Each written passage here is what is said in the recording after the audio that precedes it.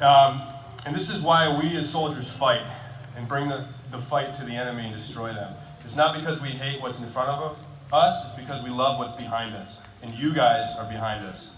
Thank you. We veterans love you guys more than you know. I had the amazing honor of speaking here on Memorial Day 4 years ago. My daughter Lila was 2, and my daughter Scarlett was only 6 months. And I spoke about the many friends I've lost along my path of service.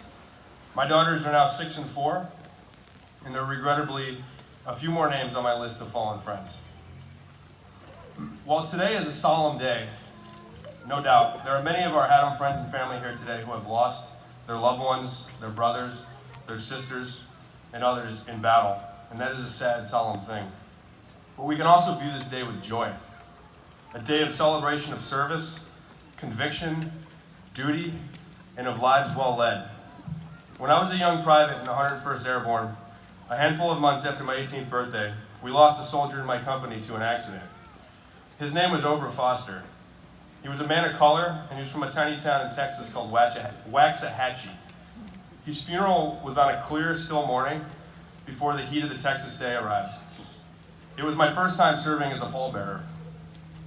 My fellow platoon mates and I expected a grim ceremony, but we were met with a glad celebration of Foster's life. It was a day of singing, dancing, and laughing in that small Baptist church. Foster's family undoubtedly grieved, but most of all, they celebrated the special, honorable man that was their child. This is what Memorial Day means to me. We celebrate the special, honorable soldiers that are Haddam's children here today. This town sent dozens of them to fight the British and secure our country's independence. We celebrate the 11 that didn't return alive, including Jacob Bailey Jr., who died at the Battle of Stony Point, a daring and successful nighttime raid on a British outpost in New York, the original Special Forces raid. This town lost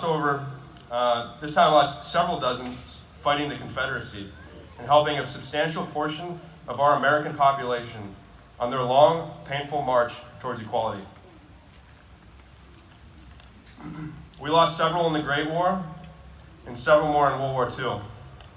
One World War II veteran, Erwin Clark Parmalee, fought off the Japanese as they attacked Pearl Harbor. He went on to serve in the Battle of Midway and ultimately laid down his life for his fellow sailors by continuing to make underwater repairs on his Navy cruiser after it was struck by a torpedo. He was posthumously awarded the Navy Cross, a Valor Award only second to the Medal of Honor. He's one of Haddam's sons. Haddam lost 4 more in Korea and 2 in Vietnam, one of which was James Manning, who received the Silver Star for his exceptional gallantry in battle. That's third to the Medal of Honor. While thank God Haddam has not lost any of its sons or daughters in the War on Terror, this town has sent dozens into the fight. We have the Parent brothers here, both Rangers. We have the Wakefield brothers, both paratroopers.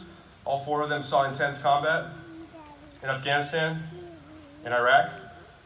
Both my brothers served, and there's dozens others from this town that went on to this war. One of my good friends and fellow Green Beret, Tommy Grasso, is one of the most decorated soldiers of the war.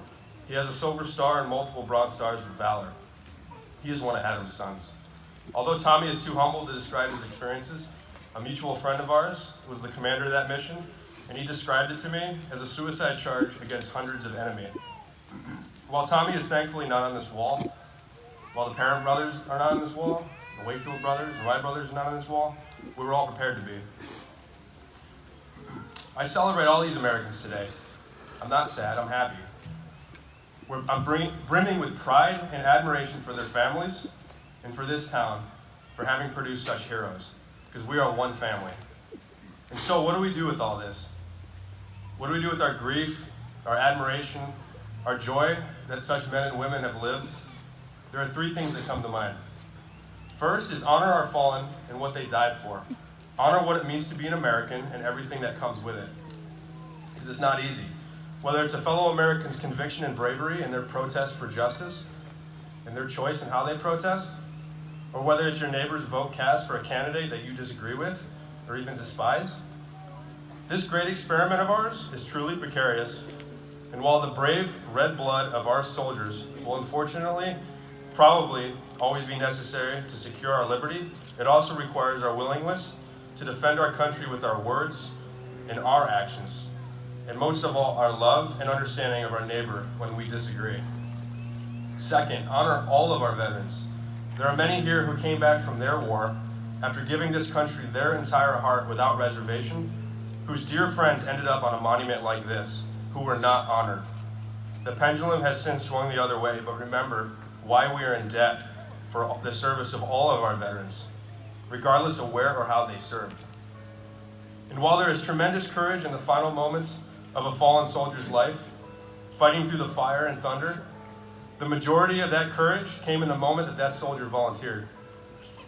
It's quite the thing to fully submit yourself to a cause with an unknowable outcome. The nation can send you anywhere to fight anyone, and you must trust that it is in defense of what we hold dear. And in battle, the Lord will reach down and take who he wants, and there's nothing that you can do about it.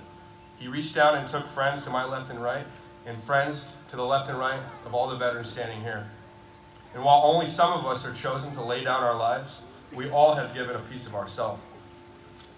And finally, number 3, ask yourself, are you making a difference? Not everyone is called to serve in a military uniform, but we should all seek our call to serve in our own way. Ask yourself, are you doing enough to help your fellow man? Are you truly making a difference? God bless you all. God bless America. And God bless our fallen. Thank you.